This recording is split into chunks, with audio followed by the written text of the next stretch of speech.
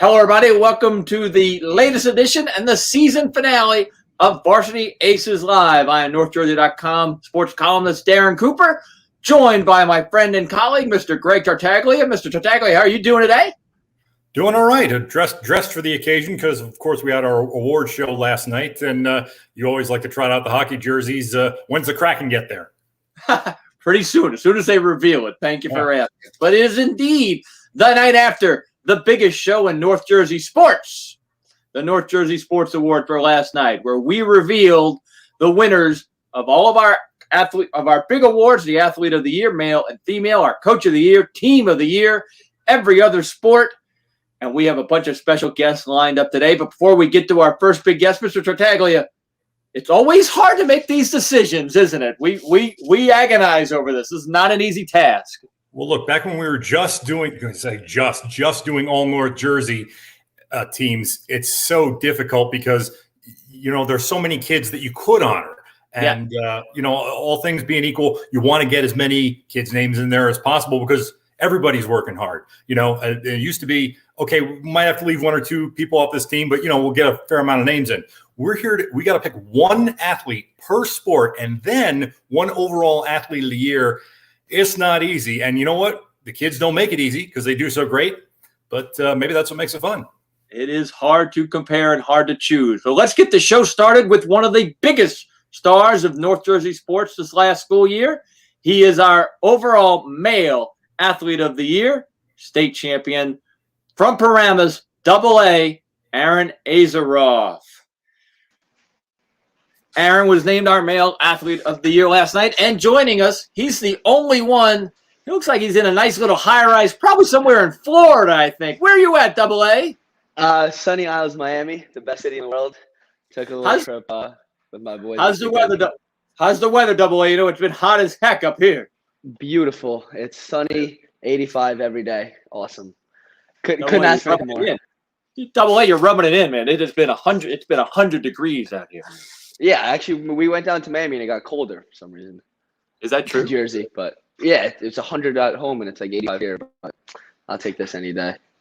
Aaron, congratulations on being named our male athlete of the year. I hope you watched the show. I hope you saw your name. I hope you were excited. Yeah, it was really cool. We were all watching. Me and a couple of my friends were watching around the table here last night. It was really cool. I completely didn't expect any of it, but it was awesome. Oh, come on, Aaron. Let's be serious. We are in a big wrestling area. You were a state champ. We had a tiny little injury. We're not going to talk about it. A tiny little injury. So you've got a great story. You have a great finish. You were a worthy candidate. I thought I was going to win Wrestler of the Year. I always love meeting all my friends. So AJ Frascione, Max Achardi, Kelly Dunnigan, Remy too. I mean, I'm all friends with those kids in the off season, but feels pretty good to beat them out. But I completely had no idea it was even the running for Athlete of the Year, and that feels awesome winning that. All right, well, Aaron, tell me did we train today? Did we work out today? Are we going to work out again in a little while? I went for a run this morning, and I'm about to go to the gym. I'm wrestling down at Steve Mako's club over here, but it's kind of just to stay in shape, and I've been in Columbia pretty consistently, so I'm about to go back to that next week. When do you report to Columbia? Like when do we sign in? When do we show up? So August 29th, I get on Columbia's campus, but I'm moving into Hoboken to stay with the team probably next week or in 2 weeks. I've already been up there a bunch. I drive up. It's not far. Come hang out with the guys, like meet the whole team, meet all my roommates, and then train with the team and work out with them. But I'm going to move in full time probably within 2 weeks. Aaron, what do you expect to be the biggest adjustment, if any, from high school to college wrestling? Well, there's no easy matches. I've noticed that in the room where I come into a D1 room and I think, whatever, I think I'm a pretty good wrestler. I train really hard. I've done pretty well in high school, and there is no easy matches in that Columbia room. So it's you got to battle for every point, every position. There's no being lazy even for like 1 second of any scramble, any position. You got to battle for every single point. And I mean, that's the biggest switch I gotta focus on. Aaron, specifically, what are you taking these next 2 months though before you get to Columbia? Is there an aspect or anything you're working on? I need to get bigger. So I want to be a 174 pounder, and I'm probably around 180, 185 right now. But these college guys are big and strong, and I feel it. It's a hard wrestling like 23-year-old men. I'm still 17. I haven't turned 18 yet. I graduated high school at 17. So I need to focus on getting stronger, getting bigger, and like being able to get to their strength level, because I think technically I can compete with anyone in the country at any level. But I need to focus on strength and getting strong enough to compete with some of these guys. All right. I'm betting you're going to be an All-American next year. That's my goal. I don't know if it was this year or last year states, but I wrote in a notebook New Jersey State champ. The year I didn't win, I took second in this year, and I've already started switching it to NCAA All-American. So that is the game plan. Aaron, I know you were real busy. I know you work out hard. I am so proud that you so happy and lucky you were able to spend a couple of minutes with us. Congratulations on being the North Jersey Male Athlete of the Year. Thank you so much. Thank you. All right, Double A. And now to introduce you to our North Jersey Coach of the Year, Mr. Tenafly. Well, we have Jeff Koehler from Tenafly boys basketball, girls volleyball, and softball. Now, normally we get a lot of three-sport coaches, and a lot of them go back to back to back. But this particular year, because of the way the calendar fell, there were 4 seasons instead of 3, and 3 consecutive seasons that were all jammed together with a little bit of overlap. Coach, welcome to the show. And man, what kind of a challenge was that? Thanks for having me. This is an incredible honor. I appreciate it. But it is really hard. But obviously, with my coaching staff that I have for volleyball, basketball, and softball, everybody says they have the best staff. I really do have the best staffs for all my sports, and I don't think you could do this without a great a supporting cast like all my staff. Courtney Weissenborn, Megan Williams, Coach Q, Justin Bassano, Coach Fox, Coach Cornet, Lauren Brown, Coach Cusack, Coach Gio, Coach Fabo, and Coach Sagansky. Just incredible coaches that helped us throughout the season. Well, I'm still getting down all those names. You got everybody in, right? I did. I had to, because you can't do anything without a great staff. Of course not. And we know you were introed by a man who's put together a number of good staffs over the years. Coach Urban Maher, now the Jacksonville Jaguars. How neat was that, kind of seeing that go on last night and him being the one to intro you? That was pretty awesome. That was cool. He's one of the best ever. So it's except I'm a Jet fan, so I'm not rooting for Jacksonville, and so I think they play him this year. All right. Well, look, we could spend the next 3 minutes talking about how if the Jets had got the number 1 pick, Coach Maher wouldn't have Trevor Lawrence, but we're gonna keep it to North Jersey sports here for just right now. One of the other candidates for Coach of the Year, obviously you must know very well, is Melissa Landeck of Northern Valley Old Tapan. When you see, I think, your pictures are up there next to each other. What does that tell you about A, how difficult it is to win an award like that, but B, the level of competition that you go up against every season? Yeah, Melissa is one of the best in Bergen County in the state. When I ended up getting the head varsity volleyball job in '98, I actually went out to some coaches and I would watch, and I've said this before, but I went to Old Tapan, watched Melissa, watched Beth Powell, watched Diane from Riverdale, and we just want to be that good. They're good every year, in and out, every single solitary season. We'll kind of have our ups and downs, but Old Tapan, Melissa, and softball and volleyball just seem to be terrific every year. And we do want to mention our third Coach of the Year finalist was Gus Shell of Hawthorne. Not really any overlap with him. He coaches soccer, track. But again, multi-sport coaches, that was kind of what we wanted to highlight, especially in the pandemic year. So normally you would do all 3. You would do volleyball, basketball, softball. This year, number 1 was a little out of order. And number 2, because everything was so close together, you got right in the middle of it. Well, A, there were all 3 winning teams, the basketball, the volleyball, and the softball. But volleyball had a little bit of an extra special season. Was it kind of tough to maybe finish up volleyball and, hey, we're celebrating this, first sectional title and first trophy, we've had in over 30 years. And then all of a sudden, off the softball, how tricky was that? Yeah, that was, looking back, that was probably the toughest or the hardest and I felt bad for my softball girls because, you're in this zone and it's basically a sprint when you get to the States in volleyball. And the volleyball girls, they were just so focused with the scouting reports and everything about the state run. And then I would go to softball after volleyball practice, and it was hard to adjust because especially with the softball team that didn't have a season last year, and the senior captains didn't have the seniors last year to learn from. So I think it was tough for them probably to adjust to me because I was kind of more of an intense kind of attitude when it comes to the volleyball, the state run, and then going to softball. And normally in the beginning of the season you have like a honeymoon stage. You're getting to know the girls. You're trying to make it fun and exciting. And I kind of probably went right into it and try to get them better than they probably were ready for at that time.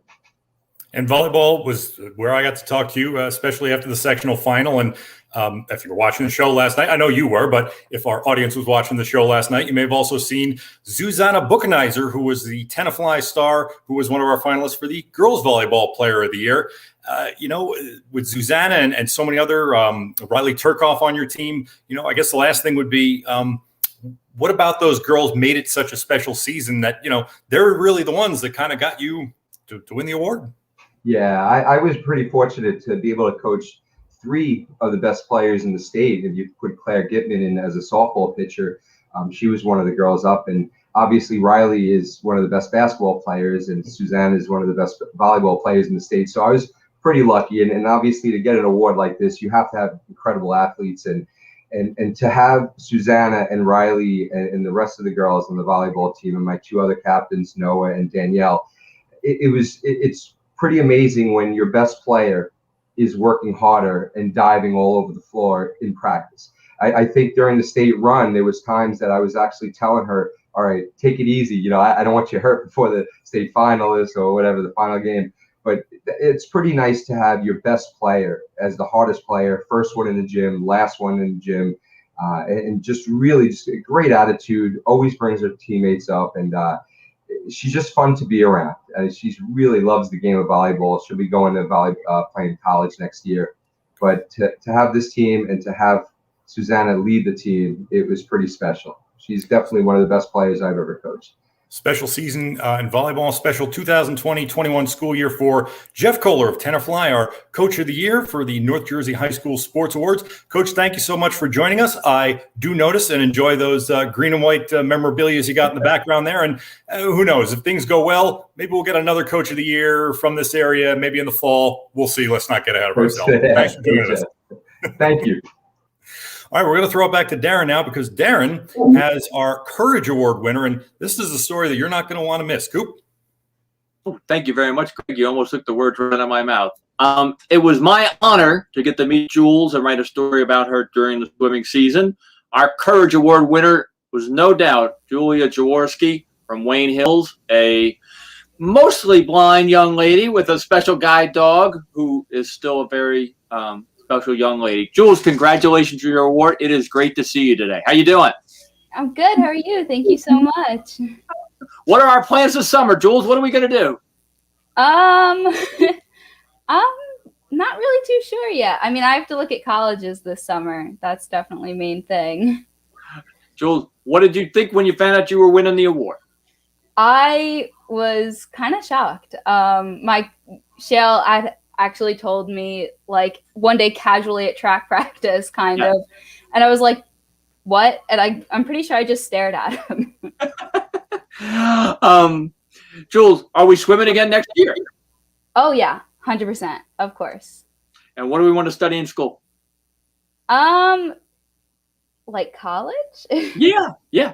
It's either law or education, one or the other. And where's Ruby? Where's the guide dog? Where's Ruby? She's floating around somewhere. She may pop in.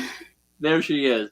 Jules, let's tell our audience a little bit more about yourself. We had a video we put together, so I'd like to roll that now. You can learn about our Courage Award winner, Julia Jawoworski. I call her Jules.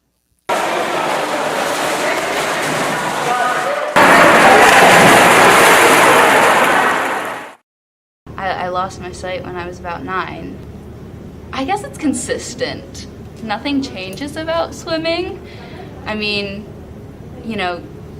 you can evolve in swimming. You know, you get better. You know, your strokes, you get more proficient at it. But in the end, it is the same 4 strokes.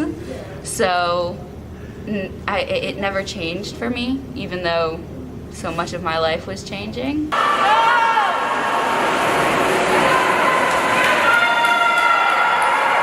Me and Ruby are relatively a new pair. I've only had her for about 2 months now, right? And she's helped me a lot with my independence. You know, I get to do a lot more stuff on my own, whereas there was stuff that like I couldn't get around without somebody else's assistance. Like even simple stuff just like walking around the pool deck, she makes that a lot easier for me. I try to be just like every other swimmer, you know, I do just the same things they do.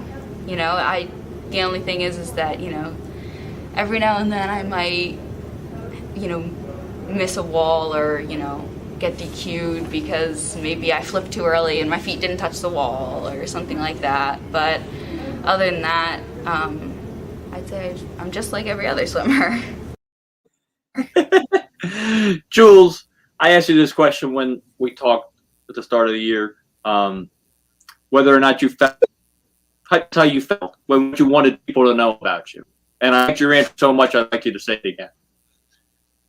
I just want people to know that, like, you can do anything you put your mind to, you know? There's no limit to your own potential, for sure, you know? And you can't let anyone tell you can't do anything, because clearly that's not true. You know, you can do whatever you want to do. And how big are athletics in your life, Jules? How important to you is it to be on the track team and be on the swimming team? Super important. For me, sports have always been a part of my life, and I don't think that'll ever change. So what goals do we have for swimming and track, though? And for what are we aiming for next, Jules? Come on, I know there's a competitive spirit in you too. I definitely like to get somewhere around 105 and 100 free, because I know Shale's going to put me in that, and I know he's watching this, so hi, Shale. And, you know, let's see, what else? Maybe he'll put me in fly next year. I mean, this might come back and might blow up in my face, but maybe he'll put me in fly as my senior year. Are you looking forward to your senior year? I am. I'm very excited to be a senior. Jules, thank you so much for your time. It was great getting to know you. It was great having you as an example of courage in the North Jersey sports community. Congratulations on your award. Thank you. Thank you so much for having me. Oh, I miss Ruby, though. I miss Ruby. All right, now to introduce you to our North Jersey Team of the Year. Back to you, Mr. Tartaglia. Yeah, once again, I got to follow in the footsteps of the legendary Urban Meyer, because he also introduced Becton football as our Team of the Year, and Coach Jack Maher of the Wildcats is going to join us. And you know what? This was a serious award. We were talking at the top of the show about, man, how tough is it to pick? Becton went 6-0 in football. They were one of 3 undefeated finalists we had. We also had Don Bosco boys lacrosse and Ramapo girls basketball. I mean, Coach, when you see that, when you're up against other undefeated teams, you know, does that maybe make it even all the more rewarding, knowing that, hey, your team is the one that got the award? Yeah, 100%. This is just the cherry on top for the season that we had. Congratulations to all the winners across all the sports and the other teams that were nominated as well.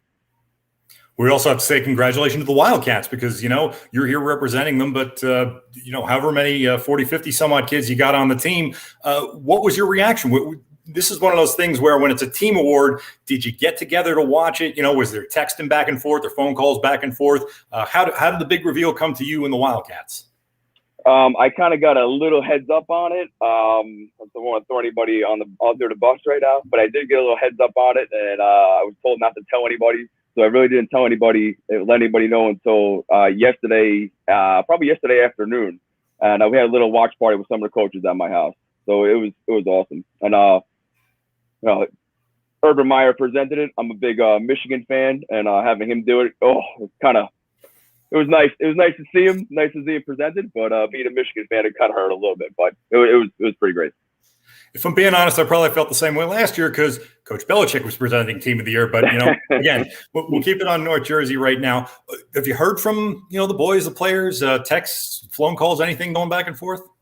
Yeah, we had a couple of texts going back and forth. Joe Crafassi, I think I texted him. I texted Ryan Reed. Ryan Reed was also a finalist for the Defensive Player of the Year. Just getting the recognition as a Group 1 school, small school in Southern Bergen County. Where we play hard-nosed football and when we do blue-collar work down here, it's really an honor. It really is.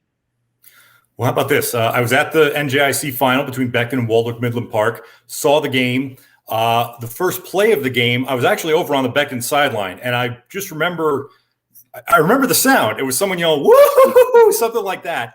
And it turned out it was you because you saw the play unfolding as you had kind of hoped it would. Waldwick was in cover zero defense. You Wildcats had a big pass play on the very beginning, and you went on to roll from there. So that was one of those things that I wrote in the story, but it's kind of hard to capture the sound. When you play it back in your mind, what does it sound like to you? It sounds exactly like you just described. So we knew what they were going to be in, and they had that backside post going. And as soon as Joey rolled out to the left, I knew Marcus was going to be open, and he just put it up there. Marcus went up, made a play, got in the end zone, and that set the tone for the rest of the game. And we didn't look back right at anything after that. We do have to say this about Waldwick Midland Park. Only team to score on you, 273 minutes and 9 seconds without allowing a point. That as close as anyone's come since 1938 when Lodi completed an unscored upon season. So, again, historic for you, historic because it was your Becton's 100th season. But, also I watching the show last night, we have the Team of the Year award goes to Becton football. Not lost on me was the fact that the only player that scored any points on you was Warriors tailback Rayshawn Markman. And guess what? He was our track athlete of the year. So when you see that happen, you think, man, you know what? We gave him some points. It was only to the best of the best. Yeah, the fact that he won that, we did see that. We watched that last night. The fact that he was the only one that did score on us. We wanted. It's funny how you go through the season and you get to that one point in a game where we're still winning 20-0, and they scored their first touchdown, and like you just feel the air being deflated like out of everybody a little bit. Like, guys, we're still winning by 3 touchdowns. It's okay. We're gonna score again. It's okay. But the fact that we did give it up to Rashawn was it was all right. Well, I'll put it to you this way. I'm a little bit of a research maven, so I went back and found out about the 1938 Lodi team, which went unscored upon. Their final game of the season was against a winless Hasbrook Heights team that didn't score a point all year. So you had the unstoppable force meets the stoppable object. Wasn't the case for you because you ended up playing for a conference championship, and really, that might be the only true championship tournament we had during COVID football. So what does that say to you that, there was something big to play for at the end? It's a really testament to the way that our conference is run. The 28 teams that are there, I think we're the only ones in the state that actually had something to play for. And it says a lot about, the way our conference is run and the kids just buying into what was going on and dealing with COVID. And, we had temperature checks every day, and we had to put masks on, and we had to separate during the summer. And just the fact that these kids battled through it, my coaches battled through it, administration has kept our school open from September. And it just, you put all those things together to have a successful season really makes it pretty special. In the end, maybe a little bit harder than most years, but certainly worth it because Becton football named the Team of the Year. Coach Jack Maher of the Wildcats joining us. Congrats again, Coach, on 6-0. Unscored upon until basically 15 minutes left in the season, and just an outstanding season to bring you the NJIC championship. Let's not forget that. Thanks for joining us tonight. All right. Thank you very much. Very much appreciated. Well, now we're going to shift gears. We're going to do the Charlie McGill Scholarship Award winners. Throw it back to Coop because he has our boys winner to talk with. That's right. We talk a lot about North Jersey Sports Awards. It's the biggest show in North Jersey sports, but its roots actually date back, Mr. Pataglia can discuss, and I can discuss, it dates back to a special dinner we used to have every year celebrating our athletes of the week. Now in their, 46 plus 21, 67th year, all drawn by the exact same person, Mr. Charlie McGill, and we've given a scholarship in Mr. McGill's name for the last I don't know how long, but it's been a long time. It predates me. One boy and one girl. And we're going to talk to our boy winner right now from Wayne Valley, Mr. Jake Rude. Jake, are you with me, my friend? Are you here? Hit the mute button, Jake. Oh, live stream. No worries, Jake. No worries. Jake, it's so good to talk to you. I'm Darren Cooper. You're our McGill Award winner. You're watching Varsity Aces Live, our season finale, and our male Charlie McGill. All right, this is a question I love asking everybody who wins the McGill Award. Are you ready? You ready? Yeah. Mm-hmm. Did you like your drawing? Yeah, I like my drawing. Good, because that's like vintage, man. You know, You were part of a group of 8,000 kids on planet Earth who have an authentic Charlie McGill drawing, Jake. So I'm so happy. Thank you so much for a few minutes of your time. Let's talk a little bit about what you've been able to overcome, Jake. Tell our audience a little bit about your history, your backstory, and how lacrosse has played a part in your life. So I was diagnosed with Ewing sarcoma, a rare form of bone cancer, when I was 13 in April of 2016. And during the time, I loved sports. I was always an athlete. I was playing basketball, soccer, lacrosse. I played flag football throughout elementary school. And I didn't know how long I was not going to be able to play for. So I just stayed involved with sports and specifically lacrosse for pretty much the whole time. And I've had so many surgeries and so many different things that I've had to overcome. But the one thing that stayed by me the whole time was lacrosse. And whenever I was bored or whenever I was in the hospital or something, I would just throw on a game or something just to pass the time. So, but how did you, and this year though, we spent some time in a wheelchair, right, Jake? We spent some time in a wheelchair a couple years ago, but we were mobile. And what did we do for the Indians this year? So this year I took the stats and I was the team manager, and it was honestly a lot of fun. I'm happy that Coach Glander gave me the opportunity to be part of the team in any way that I possibly could. Is it still hard to watch a little bit, Jake? Now I've come to terms with it. Really? Good for you. Yeah. That's incredible. So what's our future? What's our plans to do next, Jake? So I'm going to Rutgers University next year in the fall as a freshman, and I don't really know what I plan on studying yet. But come on, Jake, we got to figure that out, baby. Yeah, I know. I'm going in undecided, but I don't know. I'm just excited for the future. I might end up doing something with the lacrosse team. I don't know yet, though. Do you still play wall ball? Can you play wall ball? I still hit the wall sometimes. How was your reaction? How did you feel? You also, and this wasn't in the story, but I was looking online, that your team and your program came up with an award named for you, didn't they, Jake? Yeah, they did. All right. Well, I'm going to ask him to tell us about it, and he's going to say, "Oh, I don't want to brag," but Jake, that had to be a great honor. They gave you the first Jake Root Award. Yeah, it was such an honor because I honestly poured my heart and soul into lacrosse and into the Wayne Valley program. Even though I couldn't play, I did everything I possibly could, and I love that Coach Glander was able to honor me with my own award. That pretty much signifies dedication to the program. All right, so you got to come back every year and give that award.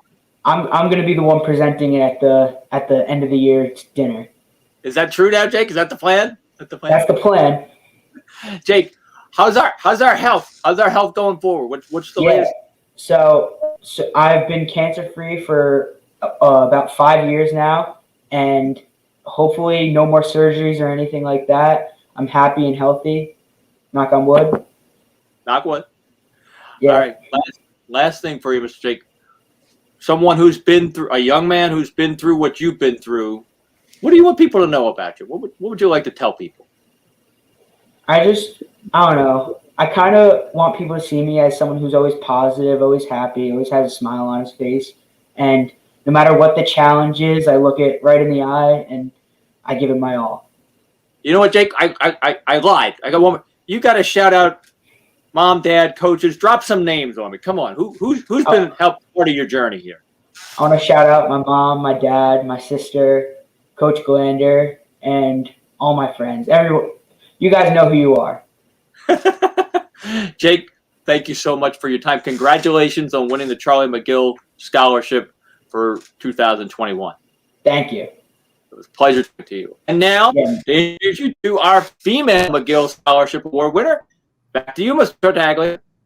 And this is a young lady that I had the honor of interviewing for the story. It's Amanda Sallemi of Emerson Softball. She is our Charlie McGill Scholarship Award winner for the girls this year. And you know what? Everybody who earns one of these scholarships has an amazing story. First we'll dive right into yours, Amanda.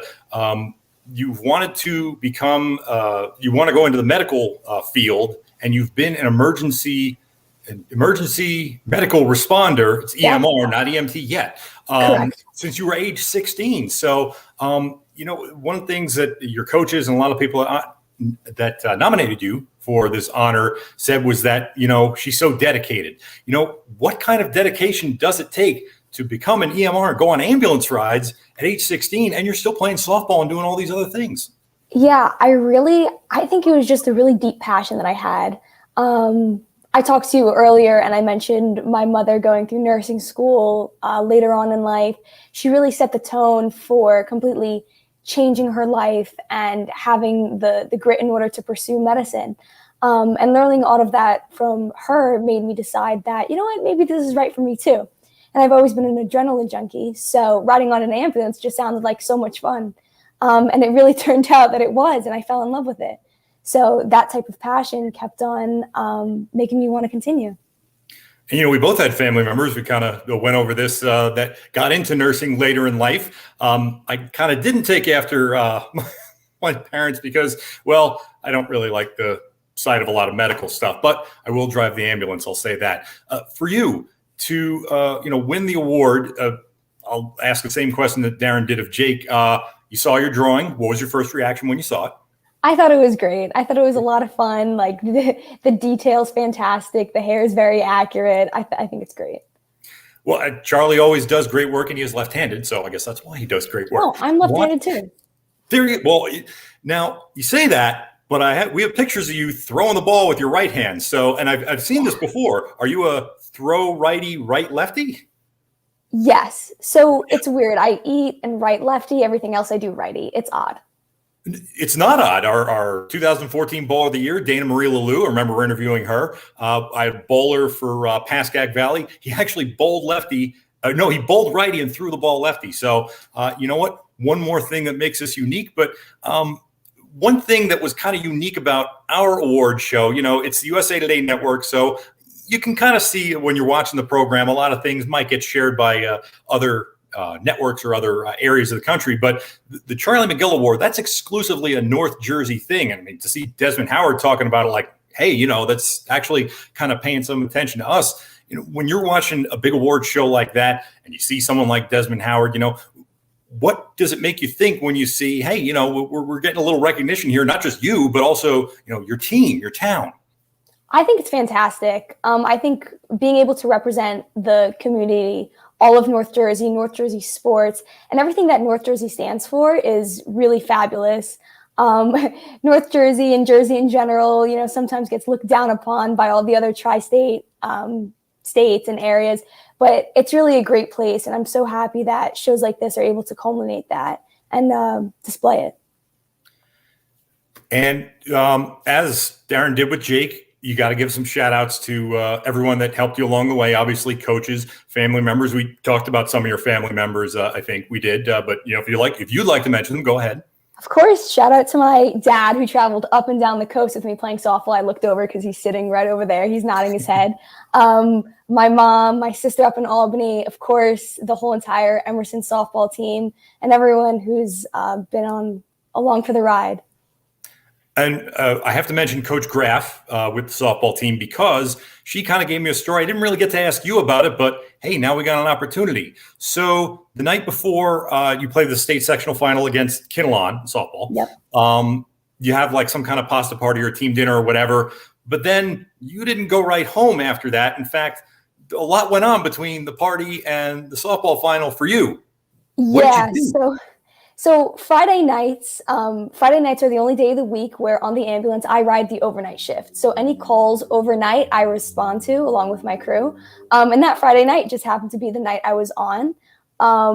So at 8 p.m. I did my usual routine. I went to rig check to make sure the ambulance was in working condition, met up with my crew, and had to spend the rest of the night being ready and going on calls. And then I woke up ready to go for the sectional game. So it was a great couple of hours for me, but I don't regret it. I wouldn't change it for the world. I love both so much, so I make the time. You must. I mean, you mentioned waking up. When did you sleep? I sleep whenever my town doesn't need me in cases like that. And that's right. And you serve 2 towns because you're on the Westwood ambulance crew, am I correct? Yes, so I serve for Westwood, and the way our ambulance corps works is that any town that needs our help, we go out and help them if their ambulance isn't in service. So we have a mutual aid agreement, and we go wherever we're needed. Well, Amanda Sallemi, our Charlie McGill Scholarship Award winner, has been doing just that for several years now and hoping to continue that in college, Rutgers Honors College.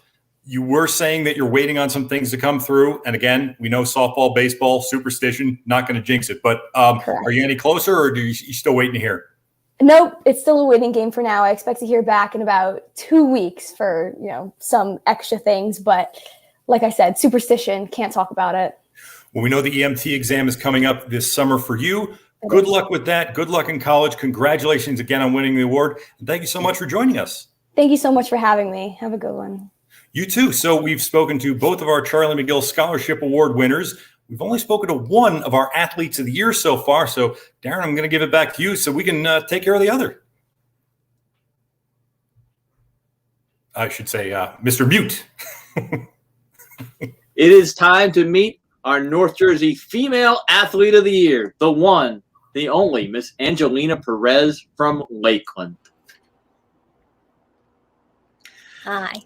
Angelina, so listen, I happened to write a story, I think, like back in September, saying that I'm so happy we were going to have sports again, we were going to get back together, and I wanted to go running with Angelina Perez. I am still waiting for you to tell me when we're going to go running. Whenever. I'm always running. Okay. I don't know about you, Angelina, but I went out at 6 a.m. yesterday on the track because I was trying to beat the heat. What have you been doing? How many miles you've put in the last couple of days? Well, I'm just kind of getting back into training because I did take about a little over a week off after a meet of champs, and so I've been doing like 5-6 miles every day, and I've been going out early too to try to beat the heat since it's been so hot the last couple of days. Angelina, it was amazing to me. 6 a.m. on the track yesterday. I wasn't the only one out there either. You know what I mean? It was the most people I'd seen on the track at that time. Angelina, when you have time away, does it rock your world? Do you miss it? Do you really miss it? I do. It is always nice at the end of the season, though, to get a break. I feel like physically and mentally we all just need a couple of days off. But then by the end of the week, I am always itching to go back because I do enjoy it so much. So what's our training plan this summer, Angelina? What have we had success with? Are you a high mileage girl when we get into the summer? What do you build the base? What's the plan? Yeah, so I am working on building up my mileage again, especially since we are going into the cross country season. Yeah. And then also still trying to work in speed and getting workouts on the track in, because I think having a balance between that is so important. So really just focusing on both of those things. My team is starting to meet for practices again. So just bringing everyone back together. Yeah. How do we still enjoy it? We still enjoy it? Yes, I do. It's not a grind. It's still fun. Yes. Even the training, Angelina. Even the training. How do you find? In other words, listen. You're our female athlete of the year. She's very good, ladies and gentlemen, okay? But how do you find the motivation to keep going and try to get faster? Yeah, I feel like especially this year, it was hard for a lot of athletes to kind of feel motivated because it was just such an uncertain time, and there was a lot of just so uncertainty, and our season was delayed a lot of times, and meets were getting canceled, and it was hard to try to feel like, why am I pushing myself? The meets could just be canceled like whenever. And I just kind of got into the mindset where I don't know if this is going to be my last meet, so I'm just going to go out and give it my all every single race because I don't know when it's going to be my last. And I kind of tried to keep that mindset throughout the whole year and just go into every race and just give it my all. Angelina, all right, from one novice runner to one really good runner. First of all, did you watch Josette Norris? Did you watch Josette Norris in the Olympic trials? Wasn't that exciting? Wasn't that thrilling to watch her? You know, somebody from our area competing at that level. All right, what's your brand of shoes? I'm a Brooks guy. I wear Nike. I do. You? How many pairs do we own? I think I have. I hold on to all my shoes, even though I end up destroying them. So I probably have 5 right now. I go through. I can get one shoe for kind of 2 seasons. So I still have my ones from track. And this track season wasn't that long because it did kind of start late. So I'll use it throughout the summer into my training, and then I'll see how far into the cross country season they last me, and I may have to get new ones. All right, your favorite place to run? Meet wise, my favorite. No, come on. In general. In general, anywhere you want to go. I don't even know. Around my town, I live on a lake, so I always include going around the lake on my runs, and then going into one park that we have near that leads to other trails. I do prefer if I'm able to go into a woods area than on the roads and being by a bunch of cars. But how many deer do you see on a daily basis running in the woods? I don't think I've ever seen more than I've seen this year. They seem like they're everywhere. Yeah, they are everywhere. Today I saw a really little deer, and I saw a turkey yesterday. So there's all sorts of animals that you see, but there is always a lot of deer. I get scared of the deer just because I don't want the deer to get scared of me. Because I don't want to actually run at deer. Angelina, last thing for you. What's on the top of our list for next year? What's our goal for next year? I think I'm most excited going into the cross country season, knowing that we are going to have Meet of Champs this year. Sure. We didn't have that last year, so definitely I'm working to hopefully win that this fall. That's definitely a big goal of mine, so I'm very excited. Angelina, you know what to do. I have a lot of confidence. You still owe me a run, though. You still owe me a run. So hit me up. Yes. Hit me up. I want to see these woods that you run. Miss Perez, congratulations on being the North Jersey Female Athlete of the Year. Thank you so much. All right, I want to bring back my close things out. Boy, you know what struck me right away about all 7 of our guests? Just really special people. You know what I mean? Just Amanda with her accomplishments, Jake and Jules with their attitude, Coach Koehler coaching during a pandemic, right?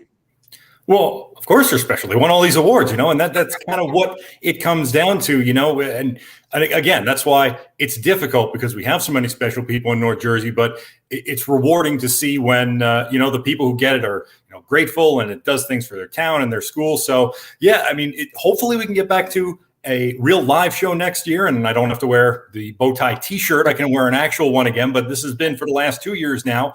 But I got to admit, the production value, very high, and they do a great job. And so many awesome athletes have come through. And bowling, have to mention it. We've got Norm Duke and Chris Barnes.